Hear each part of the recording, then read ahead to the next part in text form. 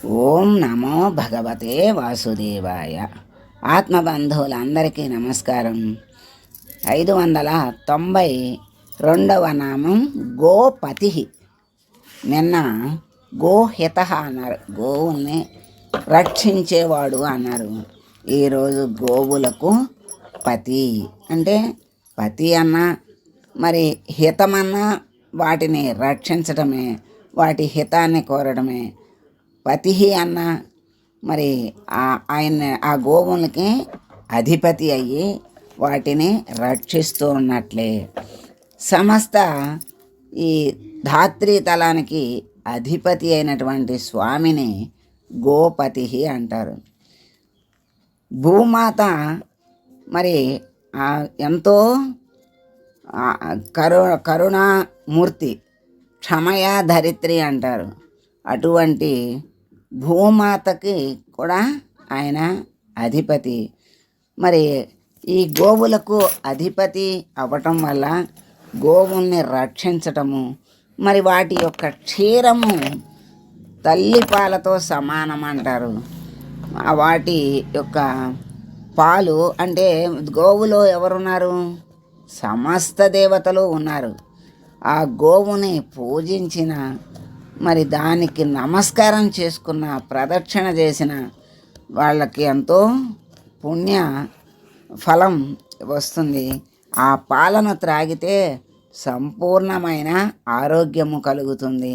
తల్లి పాలను మరిపించేవి ఏమిటి అంటే ఆవు పాలే అంటారు.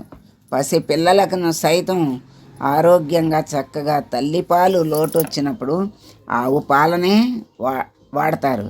అవి తల్లి పాలలాగా వాళ్ళని రక్షించి వాళ్ళని పెంచి పోషిస్తాయి. అదే గోమాతలో ఉన్నటువంటి గొప్పతనం. మరి ఆ పాలు పిల్లలకే కాదు, పెద్దలకు కూడా ఆరోగ్యాన్ని ఇస్తాయి. ఆ గోమాతను చూస్తేనే మనకి సుకృతం వస్తుంది. నమస్కారం చేస్తే అంతకంటే ఎక్కువ వస్తుంది. ప్రదక్షిణ మరి ఒక పువ్వు పెట్టి నమస్కారం చేసుకుంటే, మరి దానికి ఒక అరటిపండు ఏదో పండు ఆహారం పెడితే అది ముక్తిధామాన్ని చేరుస్తుంది. గోవుకి మనం పెట్టామనుకోండి, ఎవరికి పెట్టినట్టు అంటే గోవులో సర్వదేవతలు ఉన్నారు గనక ఆ గోవుకి పెడితే సర్వదేవతలకి మనం ఆహారాన్ని అందించినట్లే. కనుక మరి సర్వదేవతలకి ఆహారాన్ని అందిస్తే మరి ఎంత ఫలం మనం అందించగలమా? అసలు విడిగా సర్వదేవతలకు అని మనం అందించలేము. ఆ భగవంతుడు ఇచ్చిందే మనం కొంత మనకు భగవంతుడు ఇచ్చిన దాంట్లో కొంత పెట్టి, అక్కడ బోళ్ళు మంది దేవతలు ఉంటారు. మనం దేవుడి దగ్గర పూజ చేసుకున్నా మరి అంత పెట్టి అందరికీ నైవేద్యం పెడుతున్నాం. మరి వాస్తవానికైతే అంతమందికి అది సరిపోతుందా అంటే ఆ లెక్కన ఆలోచిస్తే మనం అసలు ఆరగింపే చేయలేము. ఎందుకంటే అంత శక్తి మనకి ఉండదు. ఆ శక్తి కూడా ఆ భగవంతుడే ఇవ్వాలి. అందుకే సర్వాంతర్యామి గనక భగవంతుడు ఎక్కడ ఎవరిని సంతృప్తిపరిచినా భగవంతుడు సంతృప్తి పడతాడు. అందుకని గోవులో సర్వదేవతలు ఉన్నారు గనక ఆ గోమాతని చక్కగా ఒక పండు నైవేద్యం పెట్టి నమస్కారం చేస్తే, పండు పెట్టి నమస్కారం చేస్తే సర్వ పాపాలు కూడా హరించేస్తాయి. గొప్ప పుణ్యఫలం లభిస్తుంది అంటారు. ఇట్లాంటి వాటినే ఏమంటారంటే సూక్ష్మంలో మోక్షం అంటారు. అలా మరి ఒక్క గోవుకి కొంచెం పండు పెడితే సర్వదేవతలకు పెట్టిన ఫలితం వచ్చింది అంటే మరి అది గొప్పతనం కదా. అలా మనము సూక్ష్మంలో మోక్షాన్ని పొందటానికి కూడా మార్గాలు మనకి అనేకంగా పెద్దలు తెలియజేస్తున్నారు, తెలుసుకుంటున్నాము. ఆ విధంగా తెలుసుకుని మసలుకుంటే పరమానంద స్థితిని పొందగలుగుతాం. అటువంటి మరి గోవులకు పతి అయినటువంటి వాడు గనక ఆ స్వామిని గోపతి అన్నారని శంకరాచార్యుల వారు వ్యాఖ్యానించారు. భూమికి అధిపతి అంటే నారాయణుడు భూదేవి భూమాతను రక్షించే స్వామి, శ్రీదేవి భూదేవి అంటారు. ఇక్కడ స్వామి ఇక్కడ భూదేవిని కూడా తన రక్షణలో ఉన్నాడు. భూదేవికి రక్షణగా ఎవరున్నారంటే ఆయనే. అట్లా భూమికి మాత్రమే కాకుండా భోగ రూపమైన స్వర్గానికి కూడా నాథుడు ఆయనే. భూమికి అందుకే భూమాత తనకు పాపభారాన్ని మొయ్యలేను స్వామి అని ఆ మాత ఎప్పుడైతే ఆమె ఎందుకు ఏది మొయ్యలేదు అంటే పాపభారాన్నే మొయ్యలేదు. ఎంతమంది జనాలున్నా మరి ఎంత తవ్వినా ఎంత అశుద్ధం చేసినా ఎంత బాధించినా ఆ తల్లి అందరికీ తవ్వితే నీళ్ళనిస్తుంది, ఇంకా తవ్వి కట్టుకుంటే నీడనిస్తుంది. భవనాలు అంతంత ఎత్తు భవనాలు కట్టాలంటే ఎంతో లోతుగా తవ్వి మరి కట్టుకుంటున్నారు. కట్టుకుంటుండే అన్ని అంతస్తులంటే అంతమందికి ఆ తల్లి నీడనిస్తుంది. అంటే అంత తనను తవ్వినా సంతోషంగా తన బిడ్డలకు నీడనిస్తుంది. మరి భూమిని దున్ని పంట పండిస్తే బిడ్డలందరికీ ఆహారాన్ని ఇచ్చి ఆనందిస్తుంది. మరి నీళ్ల కోసం తవ్వితే సంతోషంగా జలాన్ని ఇచ్చి వాళ్ళు తాగి సంతోషిస్తుంటే తల్లి సంతోషిస్తుంది. అంతేగాని తనని ఎంత బాధ పెట్టినా ఆ తల్లి బాధపడదు. క్షమయా ధరిత్రి అన్నారు. అందుకే క్షమకు ప్రతిరూపం ధరిత్రి. అటువంటి క్షమాగుణాన్ని అందరూ కూడా పొంది ఉండాలి అని మనకు ధర్మం చెప్తోంది. కానీ ఆ తల్లి సహించలేనిది ఏమిటి అంటే పాపాన్ని, పాపాత్ములను భరించలేదు. పాపాత్ములంటే ఎవరు? పుణ్యాత్ములను సజ్జనులను హింసించే వాళ్ళే పాపాత్ములు, వాళ్ళే రాక్షసులు అంటారు. అదే రాక్షస ప్రవృత్తి గనక వాళ్ళని రాక్షసులు అంటారు. అట్లా సజ్జనులను హింసించి బాధ పెడుతుంటే ఆ తల్లి ఏమాత్రం భరించలేక ఆమె యొక్క నాథుడైన నారాయణుని దగ్గరికి వెళ్ళి ప్రార్థిస్తుంది. స్వామి, నేను ఈ పాపభారాన్ని మొయ్యలేకపోతున్నాను స్వామి అంటే ఆ స్వామి మరి ఆ ధరిత్రికి నాథుడైన నారాయణుడు మరి ఒక రూపాన్ని, తగిన రూపాన్ని ధరించి వచ్చి ఆ పాపభారాన్ని తొలగించి మరి తను రక్షించేటువంటి భూమాతకు చక్కగా ఆనందాన్ని కలిగిస్తాడు స్వామి. కనుక మరి భోగరూపమైనటువంటి స్వర్గానికి వెళితే అన్నీ సుఖాలే, కష్టాలేమీ ఉండవు అంటారు. స్వర్గానికి ఎందుకు వెళ్తారు అంటే పుణ్యం చేసుకుంటే వెళ్తారు. పుణ్యం అంటే ఏమిటి? ఎదుటి వాళ్ళని సంతోషపెట్టినటువంటి పనులే పుణ్యాన్ని కలిగిస్తాయి. పాపం అంటే ఏమిటి? ఎదుటివాడిని బాధిస్తే అది పాపం, ఎదుటివాడిని సంతోషపెడితే అది పుణ్యం.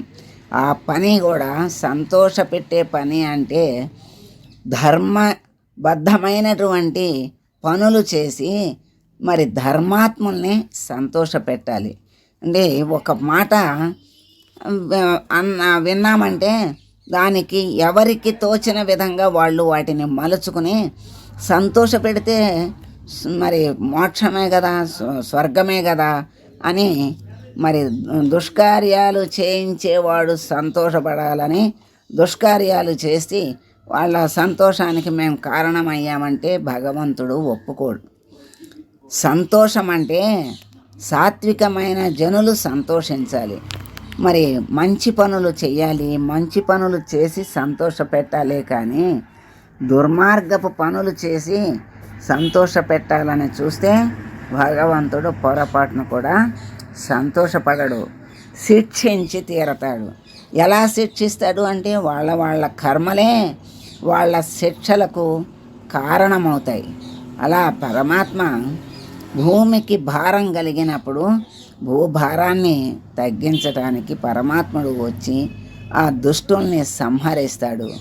అలా స్వర్గానికి మరి వెళ్ళాలి అనుకున్న వాళ్ళు మంచి పనులు చేసి పుణ్యాన్ని సంపాదించుకుంటే స్వర్గానికి వెళ్తారు.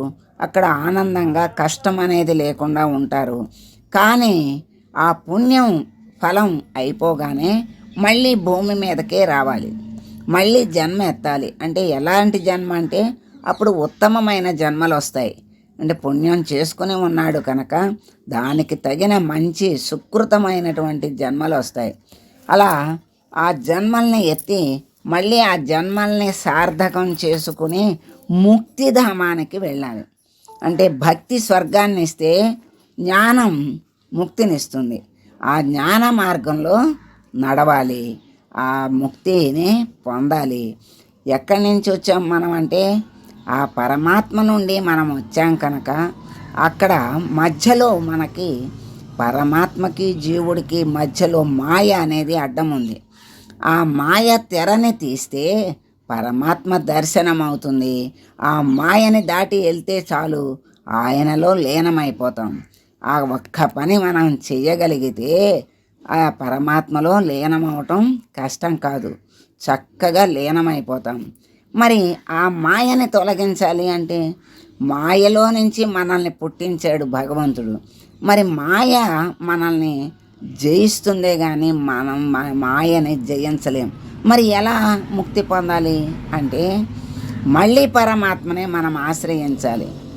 మేము చిన్న పిల్లలం తండ్రి, మాకేమీ తెలియదు, మాకు కావలసిన మార్గాన్ని నువ్వే చూపించాలి, నీలోకి మళ్ళీ ఎక్కడి నుంచి వచ్చామో అక్కడికి నువ్వే చేర్చుకోవాలి అని ఆయన్ని ప్రార్థిస్తే ఏదో ఒక రూపంలో పరమాత్మ మనకి ఏ గురు రూపంలోనో వచ్చి చక్కని మార్గాన్ని మనకి చూపించి ఆ మార్గంలో నడిపించేటువంటి బుద్ధిని కలిగించి నడిపించి తన దగ్గరికి తీసుకునేటువంటి గొప్ప దయామయుడు పరమాత్మ కనుక ఆయన్ని గోపతి అన్నారు. అలా మరి భూమి మీద భోగ రూపమైనటువంటి భోగాలే కాకుండా స్వర్గానికి కూడా ఆయన నాథుడు గనక గోపతి అన్నారని పరాశర భట్టర్ అన్నారు. అదే కాకుండా గోవులకు, వాక్కులకు, దిక్కులకి, నేత్రాలకి, జలాలకి కూడా అధిపతి ఎవరు అంటే ఆ మహావిష్ణువే కనుక ఆయన్ని గోపతి అన్నారని సత్యసంధుల వారు వ్యాఖ్యానించారు. గోవులకి అధిపతి అని చెప్పారు, మరి భూమాతకి అధిపతి అని చెప్పారు. ఇక్కడ వాక్కుకి అధిపతి ఆయనే. మంచి వాక్కులు రావాలి. మన వాక్కుని ఎదుటి వాళ్ళ మనస్సుని రంజింప చెయ్యాలే కానీ వాక్కు వల్ల బాధించకూడదు. బాధిస్తే దానికి ఎన్నో రెట్లు బాధని మళ్ళీ తిరిగి అనుభవిస్తాడు. మరి పుణ్యము అనేక రెట్లు వస్తే ఆనందంగా అనుభవిస్తాం కదా, మరి పాపము అనేక రెట్లు మనకు వస్తే అనుభవించటానికి సిద్ధంగా ఉంటే అప్పుడు పాపం చేయటానికి సిద్ధపడాలి. అట్లా వాక్కు చాలా గొప్పది. ఆ వాక్కే మనిషిని ఉన్నతంగా తీసుకెళ్ళిన, హీన స్థితికి తీసుకెళ్ళిన ఆ వాక్కే కారణం. మనోవాక్కాయములు అంటారు, వాటిని త్రికరణములు అంటారు. 3 పనిముట్లు జీవుడికి: మనస్సు, వాక్కు, శరీరము. ఈ 3 పనిముట్లు శుద్ధిగా అంటే పవిత్రంగా, సాత్వికంగా, భగవంతుడికి ప్రీతిపాత్రంగా ఉంటే అదే త్రికరణ శుద్ధి అంటారు. అంటే మనం మలినమైనటువంటి వాటి వస్తువులతో మనం వాడుకుంటామా? వాటిని చక్కగా తోమి శుభ్రం చేసి వాడుకుంటాం. అలాగే మనకు ఉన్నటువంటి ఈ జీవుడికి ఉన్నటువంటి 3 పనిముట్లు కూడా శుద్ధిగా ఉండాలి. మరి మనస్సులో ఉన్నదే వాక్కుతో చెప్పాలి, వాక్కుతో చెప్పిందే శరీరంతో ఆచరించాలి. అప్పుడే త్రికరణ శుద్ధి అంటారు. అంటే నేను దుష్టకార్యాలే మనస్సులో ఉన్నాయి, దుష్టకార్యాలే నేను చేస్తానని ఛాలెంజ్గా చెప్తాను, అవే చేస్తాను, అప్పుడు అది త్రికరణ శుద్ధిగా అంటే ఒప్పుకోడు. శుద్ధి అంటేనే పవిత్రము. పవిత్రమైనటువంటి కార్యాలు మనసులో ఉండాలి, మరి వాక్కుతో చెప్పాలి, శరీరంతో చెయ్యాలి. శుద్ధి అంటేనే పవిత్రము గనక పవిత్రమైన ఆలోచనలు సంకల్పాలు మనస్సులో ఉండాలి. వాటిని వాక్కు ద్వారా వెల్లడి చేయాలి. ఎప్పుడైనా మనస్సులో ఉన్నది మళ్ళీ మారుతుంది. మరి మనస్సులో ఉన్నది వాక్కు ద్వారా మనం ఒకళ్ళకి మాట ఇచ్చామనుకోండి, మాటకి కట్టుబడి ఉండాలి. అయ్యో ఆ రోజున మనం మాట ఇచ్చాం గనక దాన్ని ఆచరించాలి అనేటువంటి బుద్ధి, అది సంస్కారం. అటువంటి మాటకు కట్టుబడి మంచి మాటను ఇచ్చి ఆ మాటకు కట్టుబడి ఉండేటువంటి లక్షణం శుద్ధి అయినది. అలా త్రికరణములు మరి మనస్సులో మంచి సంకల్పం ఉండాలి. ఆ సంకల్పాన్ని వాక్కుతో చెప్పాలి. వాక్కుతో చెప్పిన దాన్ని మన శరీరంతో దాన్ని ఆచరించాలి. అప్పుడే మనకి ముక్తిధామం లభిస్తుంది. పరమాత్మని సన్నిధానానికి వెళ్ళగలుగుతాం. వైకుంఠం వెళ్తే మళ్ళీ తిరిగి వస్తాం. అలా కాకుండా పుణ్యం చేసుకుంటే పుణ్యక్షీణే మర్త్యలోకం విశంతి అంటారు. పుణ్యం నశించగానే మళ్ళీ భూలోకానికి వచ్చి మళ్ళీ జన్మెత్తి మళ్ళీ కర్మలు చేసి మళ్ళీ ఫలితాన్ని పోగేసుకుని మళ్ళీ జన్మలు ఎత్తుతాం. అలా కాకుండా మళ్ళీ జన్మంటూ లేకుండా ఉండాలి అంటే కృష్ణ పరమాత్మ ఒక్కటే భగవద్గీతలో ఉపదేశం చేశాడు. గీత మొత్తం చెప్పింది ఏంటంటే నిష్కామ కర్మ చేయమన్నాడు.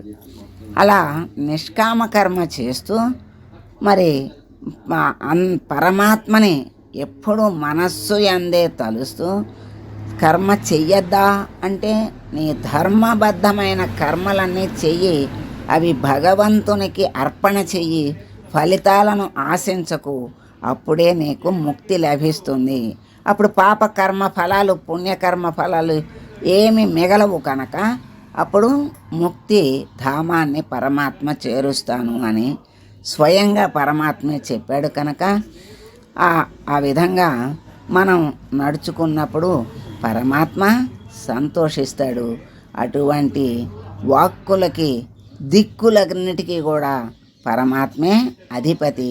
నేత్రాలకు అధిపతి సూర్యుడు. ఆ సూర్యుడు అంటే వెలుగు. ఆ వెలుగు ద్వారా మనకి జగత్తంతా మన కళ్ళకి కనిపిస్తోంది. అంటే అక్కడన్న పరమాత్మ ఆ సూర్యుడికి ఆసక్తినిచ్చి ఆ శక్తి ద్వారా మన నేత్రాలకు అధిపతి అయి ఉండి మన నేత్రాలకు చూడగలిగే శక్తినిచ్చి చూపిస్తున్నాడు.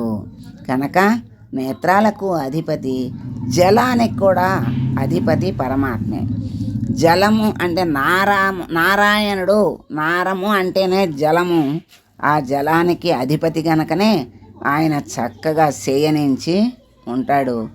ఆ నారము, నీరు లేని జీవితం ఎవరిది నిలవదు. ఆ నీరే జగత్తుకి ఆధారం. ఆ విధంగా అన్ని రూపాల్లో పరమాత్మ రక్షిస్తున్నాడు గనక ఓ గోపతి అన్నారు. మనీషులు ఓం గోపతయే నమః అని స్వామికి నమస్కరిస్తున్నారు. అటువంటి గోపతి అయినటువంటి స్వామిని మనం ప్రార్థిస్తూ, స్వామి నీ రక్షణలో మేమున్నాం, నీ నుండి మేము వచ్చాం, మళ్ళీ నీ రక్షణలో ఉంటూ నీ దరికే చేరాలి. కానీ మాకు సాధ్యము కాని పని, ఆ మాయను మేము దాటలేము. మాలో ఉన్నటువంటి చెడు లక్షణాలన్నిటినీ సంహరించి ఉత్తమ లక్షణాలను చక్కగా పైకి తీసుకొచ్చి మమ్మల్ని ఉద్ధరించి నీ ప్రేమకు నీకు ప్రీతి పాత్రులను చేసి నీ దరికి చేర్చుకో స్వామి అని వేడుకుంటూ మంగళం పాడదాం. మంగళం కౌసలేంద్రాయ మహనీయ గుణాత్మనే సర్వలోక శరణ్యాయ సాధురూపాయ మంగళం. ఓం